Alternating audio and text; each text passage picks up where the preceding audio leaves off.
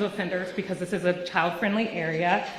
It was also mentioned that before there was no incidents. Well, that was because the city had a policy where people had to leave within 30 days. I want to know if that's still in effect. So you're being housed for 30 days and you have to go, because if that's not in effect, I think that's problematic if this becomes a home. I also would like to know what the city's end game and plan is. Are we going to continuously open shelters in hopes of working permits to be eventually rewarded? Asylum cases take years to process. I had some at my law firm on pro bono. So what's the end game? Are we just going to open shelters across the whole city? Lastly, capacity is 136 at this facility. You guys are saying 196. So are we just breaking building code and shoving as many people in as possible? Or are we going to stick to the capacity?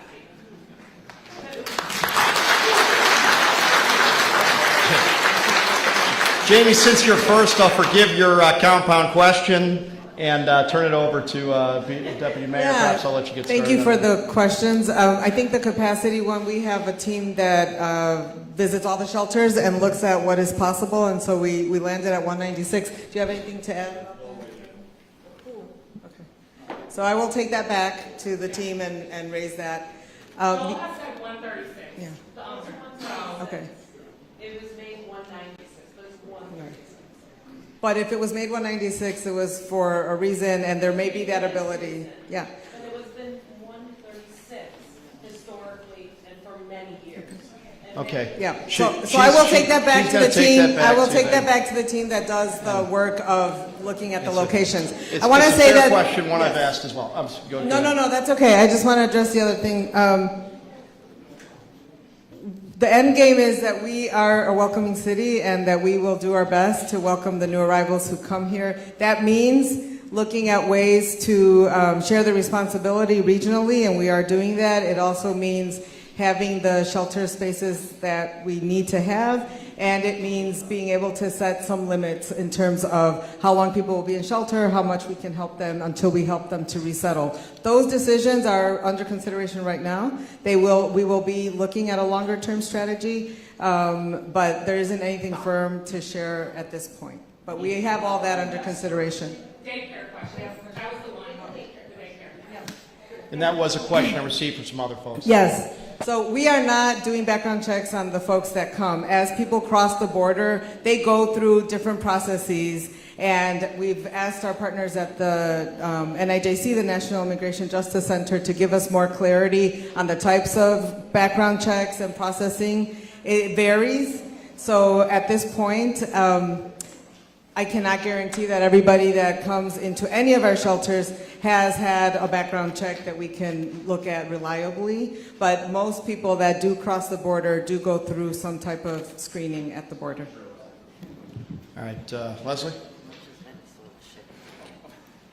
Hi, my name is Leslie Recht. I've lived in this neighborhood since 1977. I want to say that I completely support the idea of putting migrants in the Parthenon. I think that it's a very important issue and very difficult. My question was, you did say that it was single individuals, but my question was, if there are children in this particular shelter, what is the plan in terms of CPS enrollment? What school would they go to? And how would you deal with it? You know, buses, what kind of support would you be giving for any children in this shelter? Yeah, thank you for that question. Again, Danny from the Department of Family and Support Services. I highlighted in the slide, we've enrolled hundreds of students at this point in Chicago public schools, so I would say that we've gotten, I think, pretty good at it. We're coordinating very closely with CPS, specifically their students in temporary living situations staff, which then makes folks eligible for public transportation cards, both for one parent and then all of the school-age eligible kids, so that they have a way to get to and from school. But first and foremost, if the Parthenon is to shelter families, then that's first and foremost getting them to their Cook County Health screening for vaccinations and so on, and then second, getting them enrolled in school. So part of our coordination with CPS is that they work through their network chiefs to identify which schools have the resources, Spanish language, and so on, and then also which schools nearby, starting with the schools nearby, which schools actually have availability. And obviously, if the closest school doesn't have the availability or the closest school doesn't have the Spanish language resources, et cetera, then they go to the next closest school. So yes, first and foremost, it's our priority to get kids enrolled in school. Thank you for that question. Bill? Yes, so I'm at ground zero of this catastrophe. I live right next door, unfortunately, to this, what's going to be a mess. I'm curious where the 200 people that are living in a 5,000 square foot footprint of a building, 3 stories high, when there's absolutely no outdoor space for them, and Halsted Street is a very narrow street, where are all those people going to be hanging out when the weather's good? Sorry, I don't want to take up your time. Well, if you have another that's follow-up. the first part of the question, but it's related to that question, is what happens when we start seeing them fill up the streets and all the businesses on that neighborhood are suffering because nobody wants to approach the businesses anymore? Yeah, I think that's a good question. I think, just to be frank, we have seen some of these issues pop up at other shelters. Yeah. You know, we're working with our many community partners to address this. Chicago Police Department being one of them. If it is obviously illegal activity, then we can address it. You know, right now, when we welcome folks at a shelter, first and foremost, we need to educate people on our cultural norms, not just in Chicago, but in a new country, in a new state. It's also very different to be in an urban area, so sort of educating them both through the shelter staff, through city staff. B and I have been at house meetings with shelter residents so that they understand that what we're seeing is not okay, and what we expect in terms of like cultural norms, and what we expect in terms of respecting the space in the community. You know, being a good neighbor and what it means to be a good neighbor is part of our shelter rules and expectations that residents sign at intake. So ultimately, if someone does become a disruption, either for the immediate shelter or for the immediate community, then we may lead to discharge, but first and foremost, we want to make sure that folks understand the cultural norms and that we're meeting them where they are with the supports they need to navigate their new community. I will say it, as Danny had related, that socialization has been key. So as we know that a lot of these new arrivals are not from like the city, and so the cultural norms, the good neighbor training, that's been essential. Actually, the staff that's at a lot of these shelters have actually been really proactive with getting some of our new arrivals to be proactive in cleaning up the communities and picking up items. And so that helps. I will say that at all the shelter spaces, there is an 11 p.m. curfew, and that kind of assists with getting everybody back within the shelter space. It helps bring a little bit of order as well. I know within the different shelter spaces throughout the city, we've been really proactive with our special attentions at the different shelter spaces, checking in with the shelter space on a regular basis, checking in with their security. And there has been some issues where we've had to work with other agencies to proactively address, but that's some of the growing pains that we, with new arrivals coming to different areas and just getting acclimated to the environment. And part of that is the education with the police department as well as our other city services.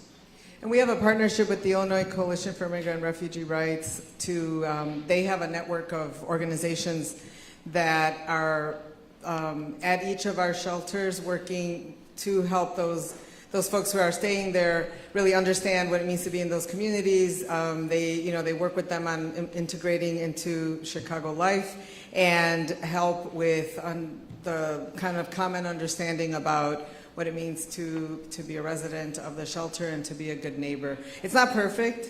You're right that there's, it's a lot of people, and I think helping them to know what the community is about, where they can go in the neighborhood will also be important, and that's where partnerships with people who want to support or organizations that want to help welcome folks could be important to make this a more smooth process.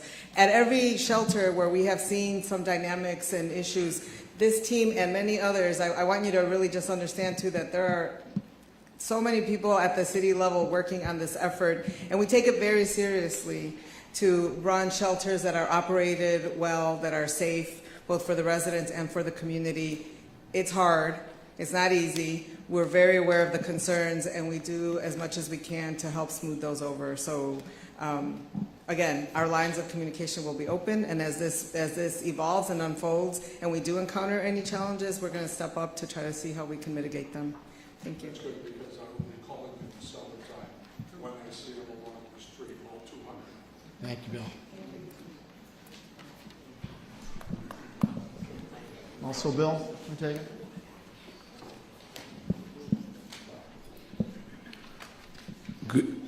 Good evening. Pastor Doyle, Positive Vision Ministries. Outside of Alderman Conway, may I ask which 5 of you, if any, have served? Meaning in one of the 5 branches. I'm sorry, Served, meaning one of the 5 branches. Alderman Conway is a Navy veteran. Here's why.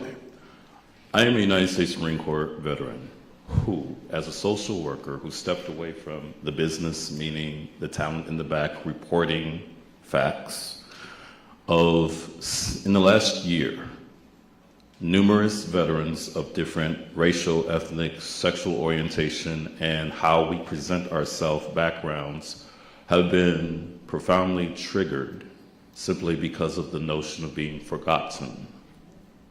Because again, at the end of the day,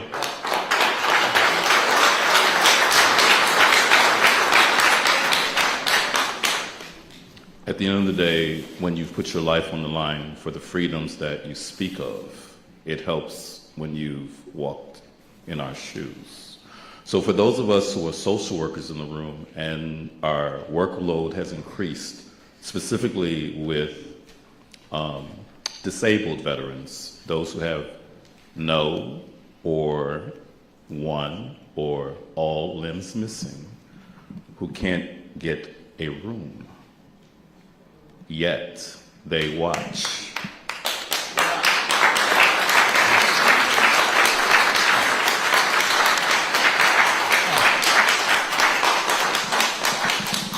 So for the record, I am a 19th ward, meaning my family integrated the 19th ward. And so from the standpoint of doing your time, please remember that for those of us who put in long hours, particularly in the last year, to find spaces for those who have served, please remember who came first. Thank you.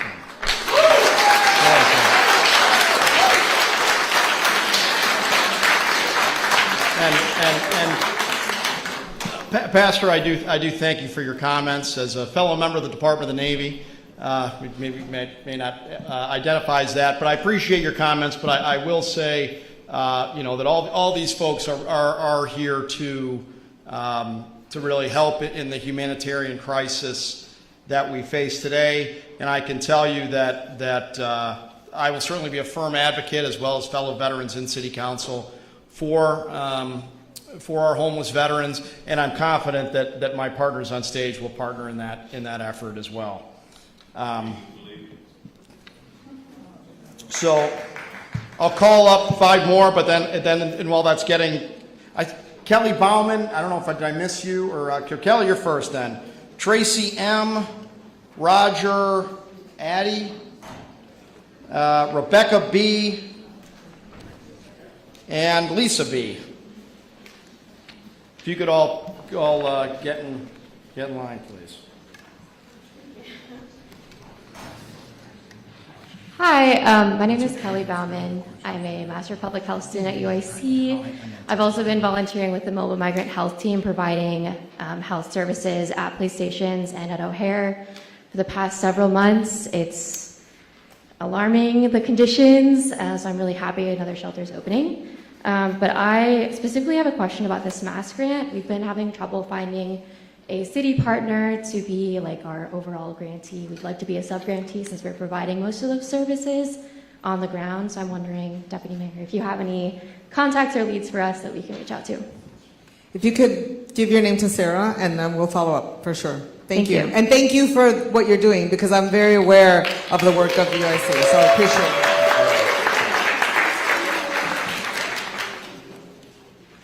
Tracy, you take it?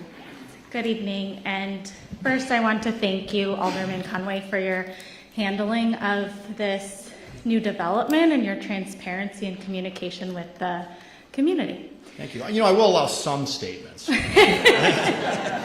One's about veterans or compliments, please. So, thanks for being here. I live 2 blocks away from the site.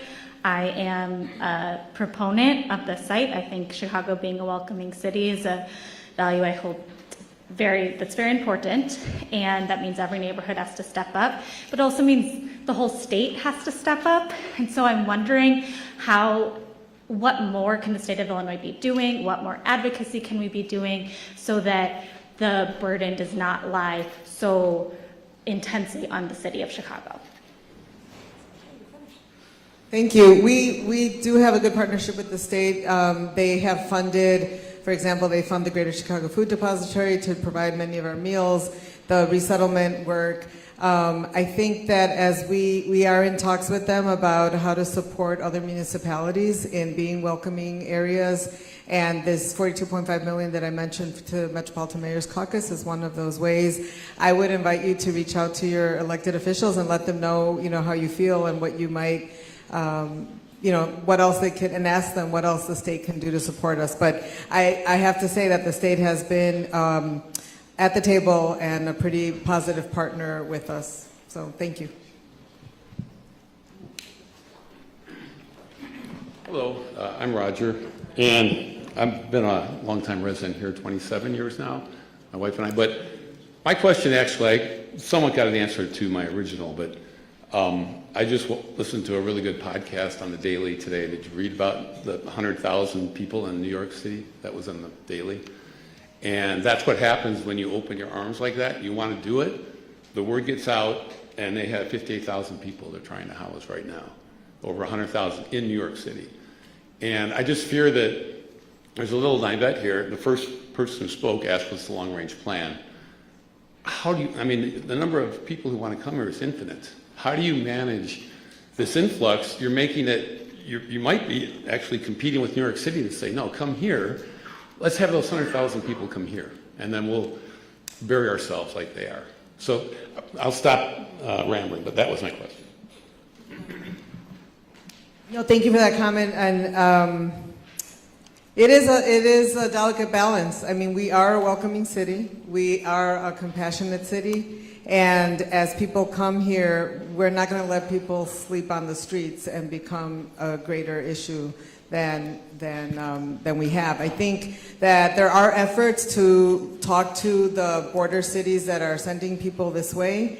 I've been part of those conversations, and we were planning to do more to see if there are ways that we can mitigate the number of folks that are coming our way. I really invite all of you to call on your federal elected officials and ask for there to be more support in terms of how we are managing that situation at the border. I think that if we stand back and do nothing and just say, we're not going to provide shelter, we're not going to do anything, people will still come and we will still be dealing with a humanitarian crisis. So finding the right balance to how we can, welcome them in a way that is safe for all and that eventually puts people on a path to be independent and be contributing members of Chicago and their Chicago area. That is our goal. It's a challenge. It's difficult. I wanted to comment on the fact that this work that we're doing is really building our infrastructure as well for other crises that may come. We know that there's climate change. There are other types of humanitarian crises that might send people to the Chicago area. And what we're doing right now is preparing us for that situation. And we also are learning a lot at how quickly we've been able to respond so that we are improving our system of care for other people, for people who are Chicagoans who are struggling with housing, who are experiencing homelessness, for folks like veterans who are unhoused, and looking at how we improve our overall system of care for our neighbors who are in need is also part of this learning process. So I'm hoping that as we go through this situation, Chicago becomes stronger in our infrastructure. We create new sources of supports and ways to address any crisis that might come our way.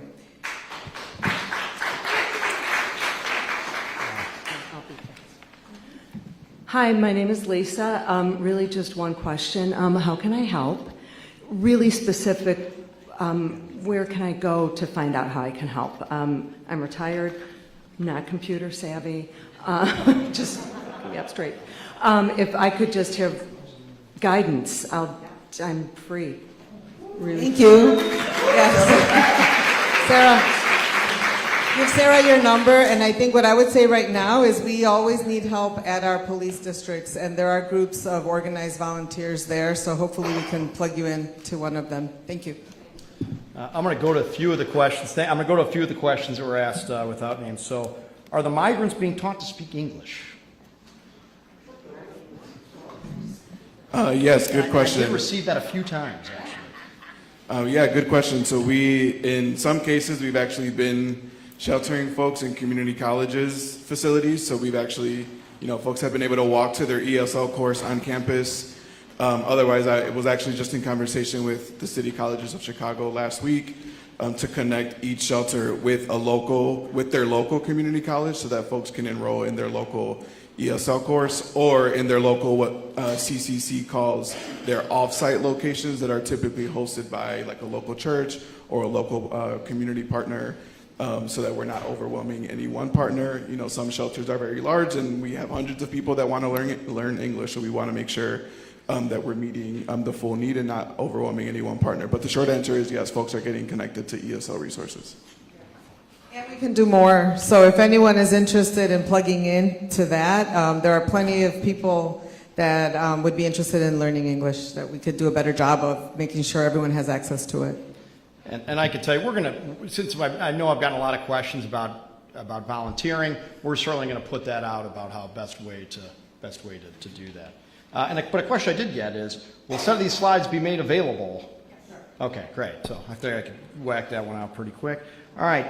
And this is one you've addressed it a few times, but I got it so many times that I want to see if anyone has anything to add. What is being done to keep the residents in the neighborhood safe? Which I know you've spoken a lot on that, but I got it a few times and didn't know if there was more to add. We are increasing. We do have a foot officer on Halsted already in Greektown. We are increasing our stop-bys. I don't know how else to say it. Our special attentions is the verbiage that we use, but if anyone knows that. Also, we are going to be working with the building security, so we'll be in the building to see what's going on, and then once people are outside, we'll know who they are. So if we see them in the neighborhood, we're going to say hi, and we're going to stop and see what's going on. And then if we get a 911 call, we'll be able to go right away, and we'll understand what's happening. Thank you. What is the city and state doing to get the federal government to help? That's a great question, and we're doing a lot. So we have met very regularly with our elected officials, Congressman Gutierrez, Congresswoman Schakowsky, Senator Durbin, Congresswoman Delia Ramirez, Mike Quigley. They are all in communication with us, with the mayor, with the governor, and I think it's an interesting time in that we have good alignment at the city, county, state level and with our federal elected officials. So we know we are definitely meeting with them regularly and aligning our requests of the federal government. You might have seen in the news last week, there was a press conference, the governor, the mayor, and several of the elected officials, the American Business for Immigrant, I forget, the ABIC and IBIC, that are business groups that support immigrant integration because of the workforce needs. And we called for the federal government to approve a state temporary work authorization for immigrants who need that permission to work. Our state has an opportunity. We have an opportunity to make that happen, but we do need federal approval. So that is another thing that folks can advocate for, is asking the federal government, DHS specifically, to approve Illinois' request to support temporary work authorization for immigrants. Thank you. I'm going to ask the following people to line up and then I'll go back to the questions. Bobby L., Sterling H., Brenda M., Dean Marigus, and Basili A. So, Bobby? Asylum seeker is a term that I saw on the graphic over there. You know, if if you're an asylum seeker, to me, that means you're being persecuted and you're on the run. I kind of noticed that a lot of these asylum seekers are fat.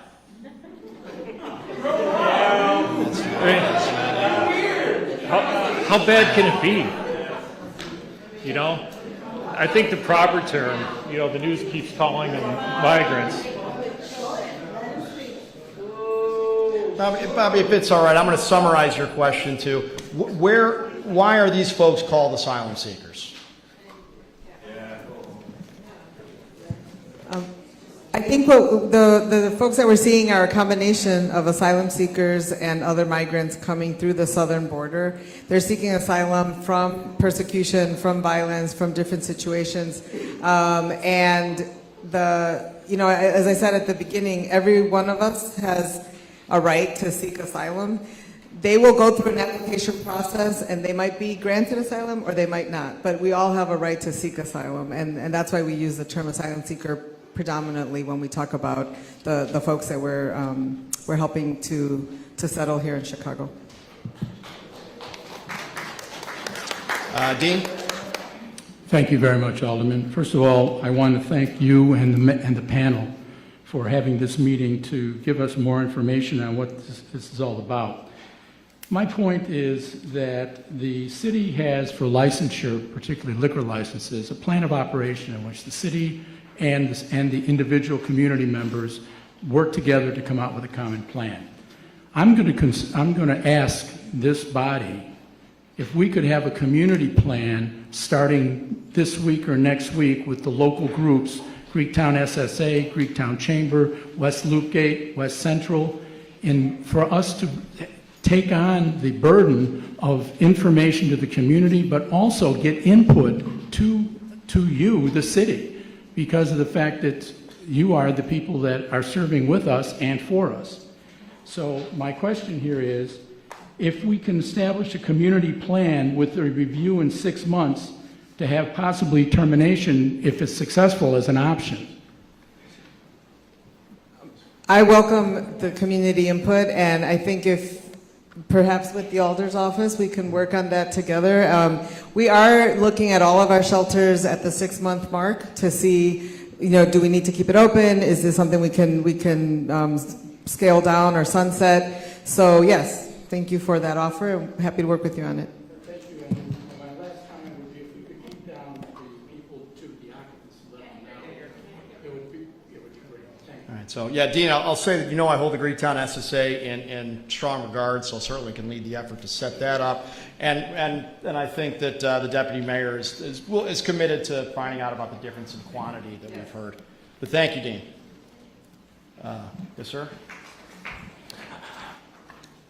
Hi, my name is Sterling. I live here in West Loop. My question was originally around the capacity or occupancy, if the Parthenon is single room occupancy or what that looks like. But I also wanted to learn more information on this invitation for other municipalities to join the effort in supporting migrants. Has anyone taken up those invitations, right? Like, this is Chicago, but there's also Chicagoland, so are other municipalities in conversation about joining the effort?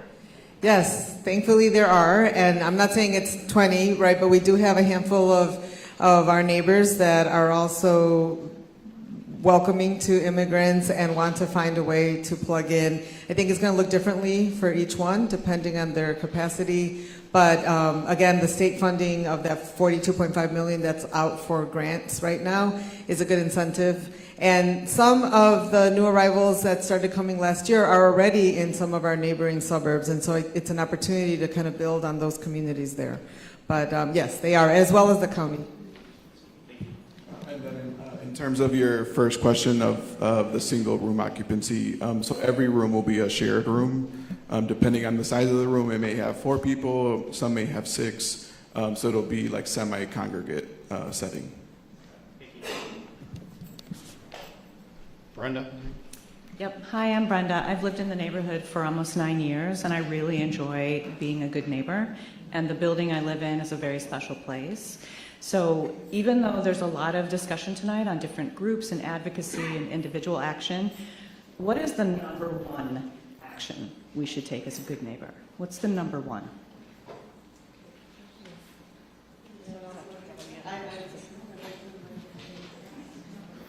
That is a really good question, one that we haven't gotten after, I would say, like a couple dozen community meetings in the last year. So I think you stumped us a little bit, but I think it's getting, I think the good thoughts flowing. I would say, I mean, like, you would want to be treated as a neighbor. Does your best neighbor say good morning when you see them? Does your best neighbor instead just look the other way? I would say treat them like you would want to be treated as a neighbor, which I think goes back to like the elementary, like treat people how you would want to be treated. Specifically, how would you want a neighbor to be to you? Extend that same care and connection to them. And that's something that we're trying to build from them too. Like, you are new neighbors to folks. Yes, this is a temporary arrangement for you, but while you are here, you are neighbors to people. You are their neighbor. This is your new home. Treat this how you would want folks to treat your own home. So thank you for that question. And I don't know if others want to add. We might all have different ones. I think I'm Glenn Lyman. I'm Deputy Director at Office of Emergency Management and Communication. So what the OEMC does is coordinate all these agencies together. And we have an emergency operations center that's opened every day to manage this mission. But to answer your question specifically there, I think one key word, and that's understanding. Understand what they're going through and help them get through it as a neighbor. We were at a large shelter, one of the bigger ones, and I asked folks how many of them had met someone in the neighborhood. And I would say maybe a third of the people raised their hand. And then I asked how many of you would like to meet someone from your neighborhood, and everybody raised their hand. And that's just human nature. I know it's hard, and there will be some people that might not have the best behavior, but you know, as much as we can welcome and get to know people, I think we'll go a long way. Thank you for that question. I just want to add one thing.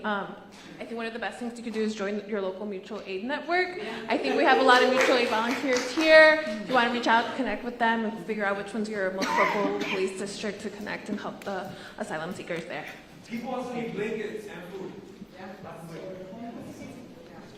So Basile, I know you have a couple and they're related, so summarize. Sure. Thanks, Alderman, and all of you for helping us out in this situation. And we've been dealt a very difficult hand. My thoughts go out to the police too, giving everything that's happened over the past couple of years. And now you're in the situation where their migrants are being housed. So I appreciate that we're trying to go forward and make a decision to move them out of the police office. I guess my question is more about just general preparedness for our city. I've read a lot and keep hearing the word crisis. I believe Chicago has received about 14,000 migrants. As we've heard before, New York has received over 100,000. And there are at least around 2 million border crossings that happen each year. So if we're saying that 14,000 people is a crisis, my concern is what will happen in the city of Chicago when we're really faced with a momentous situation that is truly a crisis. Thank you. I don't know if there's a specific question there, Basile, or Yeah, I'm just saying. I think your point is well made. More about our preparedness. I mean, we're calling this a crisis. 14,000. New York has had over more than 100,000. So how do we think about what a true crisis is, and what is really our kind of related to the longer term? Like, what is our real steps for preparing for a true crisis? Yeah, I think the one thing that for this, we're calling it a humanitarian crisis. I'm sure other cities across the nation are calling it that too, because I think it's just a fact. But I would say one thing that we haven't had in this crisis that many municipalities, when they're facing other crises, is sort of the federal declaration that this is a crisis, which then, or an emergency, which then opens up federal resources and things like the American Red Cross and all kinds of other resources that, because this crisis specifically has not been declared federally as a crisis, all of those resources have not been made available to us. I think in sort of the other crises that I think, so when we talk about preparedness as a city, In many cases, those types of crises would likely be declared a crisis federally, which would then award the city and sort of mobilize our resources that would then be able to give us the preparedness to respond to that crisis in front of us. It's just not something that's been extended to us, unfortunately, in this crisis.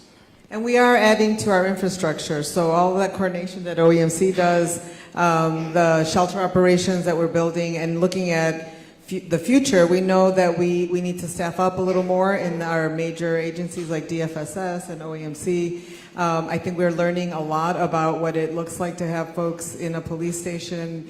You know, we were used to maybe a handful of people every few nights, but these pieces that we've had to build are preparing us for future incidents. Thank you. I'll turn to a few from the cards at this point. So, someone with very good penmanship. Waiting 150 days to apply for a work permit is a long time. How long after they apply do they get it? We need workers, and they want to work. What else can be done? I think I captured the person's tone in writing that, too. The tone was great, yes. People have a year to apply for asylum, and we do have some legal partners, agencies that are helping folks do that.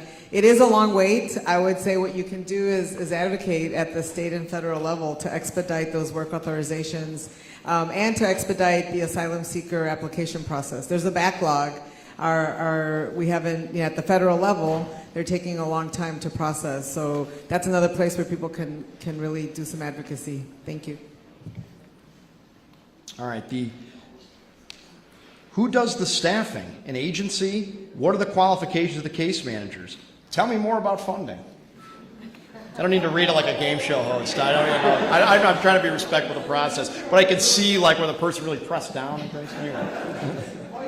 Yeah. Good question. So we, given that we got very little notice when we started receiving buses and still continue to receive very little notice. At best, we receive a 24-hour notice. At worst, we find out the afternoon that we're getting a bus. So because of that, we had to leverage an emergency staffing contract that the state actually has with an agency called Favorite Healthcare Staffing. So all of our shelter staff is currently contracted staff through this Favorite staffing contract that the state has that we've been able to leverage. And so we have staff coverage, we have shelter managers, project managers, case managers, security, residential aid, janitorial. So it really runs the full spectrum of roles, 24 hours a day, 7 days a week. Case managers, many of them are coming with case management experience. Some of them are social workers. Honestly, the case managers that we've been very lucky, both in terms of our Favorite staffing, case managers. Many of them have been doing this work either at the border or bordering states.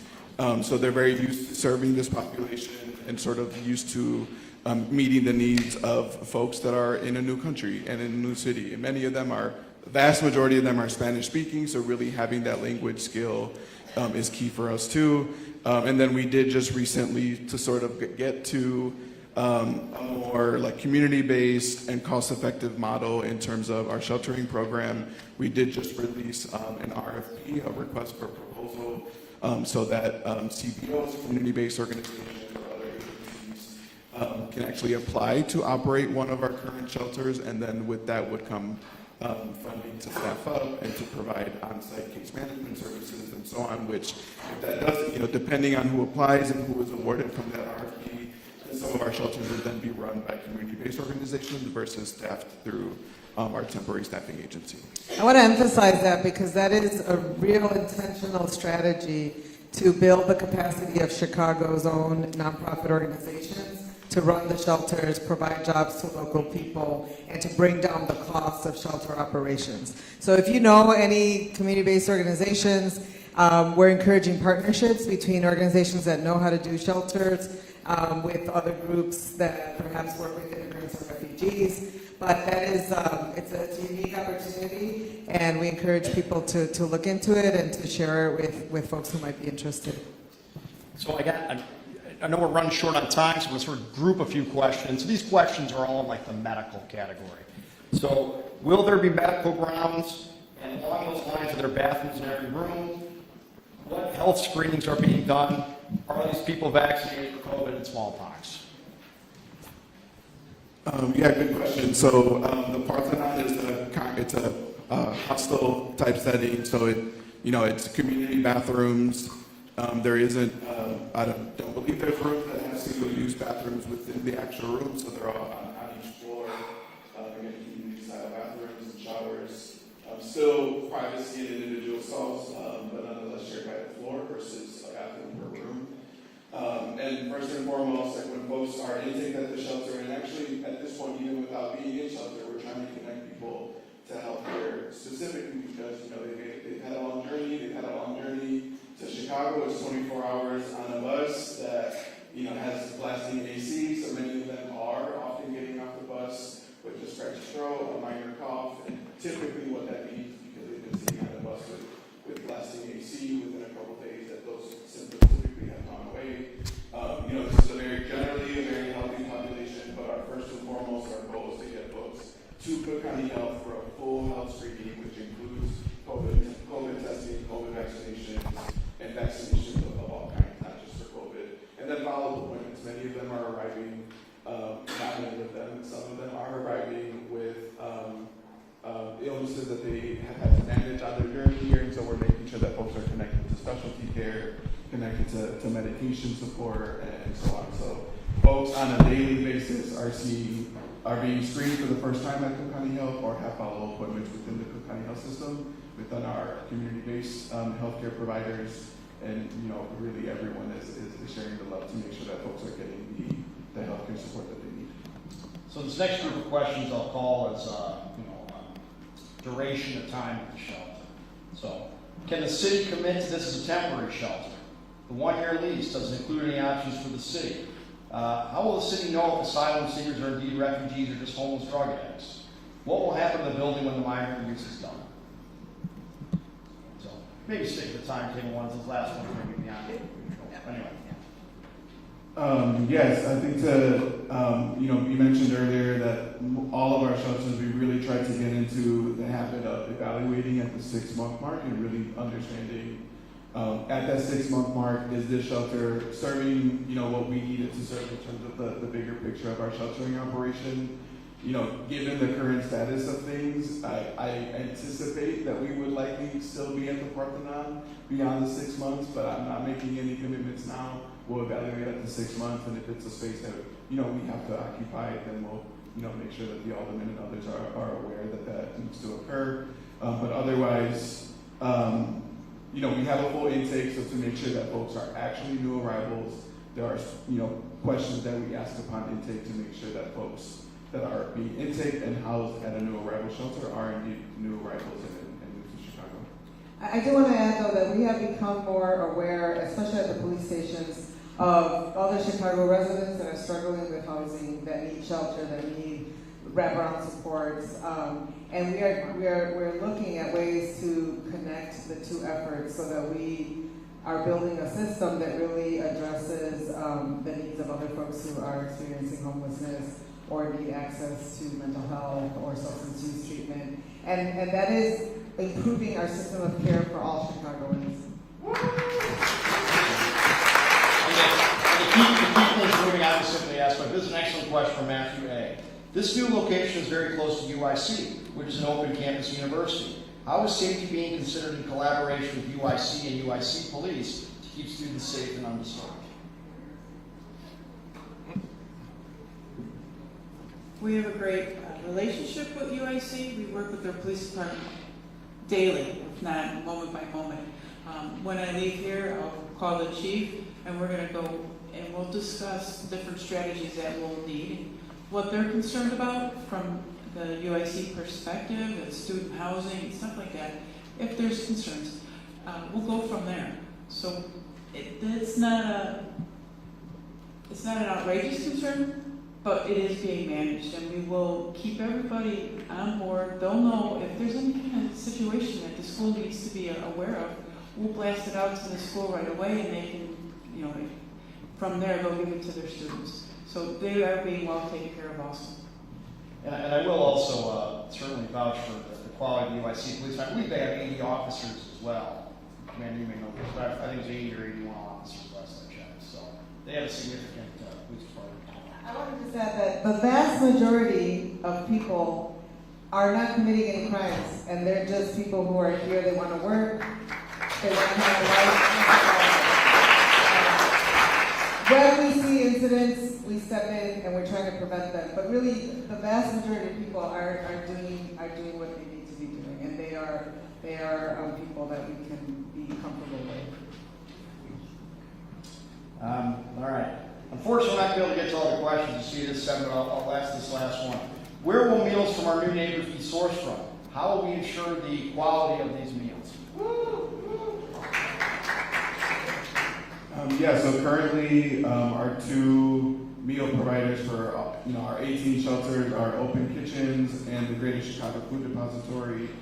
For the Parthenon, it will be the Greater Chicago Food Depository that is serving 3 meals a day, 1 cold meal, 2 hot meals, 7 days a week with water and snacks in between, available at all times.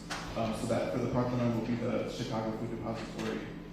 And then we also have shortly we'll be releasing meals RFP, so that if there are providers that are interested in supporting the mission and getting funded to do so, then they can apply for the RFP. And then depending on their region and their capacity, then we would evaluate them and ultimately award folks that are interested. So that'll be incoming pretty soon. What is Mayor Johnson going to do about the 680 murders this year? And how about all the little kids on the south and west side that get killed, and the people that do it don't go to jail? Well, while I appreciate your question as someone who was in law enforcement, it's not an appropriate question for this forum for the folks up here. But I do want to thank you all very much for coming here tonight to answer our community questions. First and foremost, I want to thank the Mayor's School for hosting us all on very short notice. I know many of you aren't thrilled about this, but I do want to tell you all how proud I am that our community conducted ourselves as we have tonight. All I'd ask is, let's please have an open mind on this. Our city did it successfully in the past, and it sounds like everyone really is, which makes me happy. And I'm confident the folks up here can conduct this in a safe and secure manner. My office will certainly put information on social media and our website about volunteer opportunities and updates as they became available. But again, I want to thank you all for coming on very short notice, and thank you all very much for your patience and your civility tonight. Your evening to come here.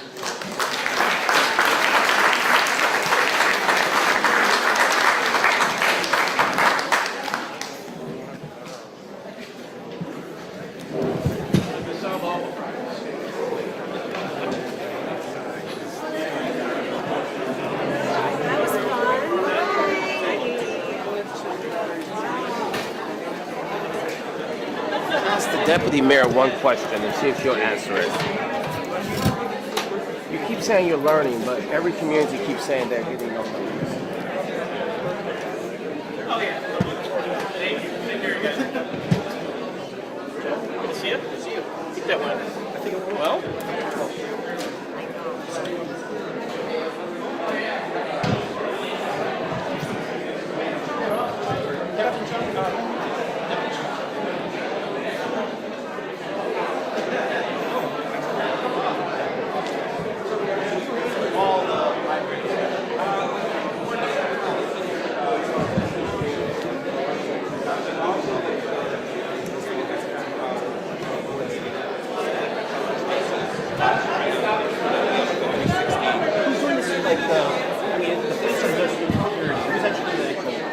I think they have like their own staff as well as contracted like security. I got you. I think it varies site to site. I got you. Yeah. But do you manage that or No, is that all?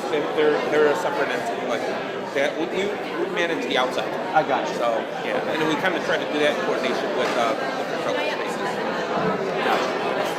Take care, bud. Thank you. How are you? Good. You're looking good. So are you? Oh, I don't know about that. Great shape. Oh.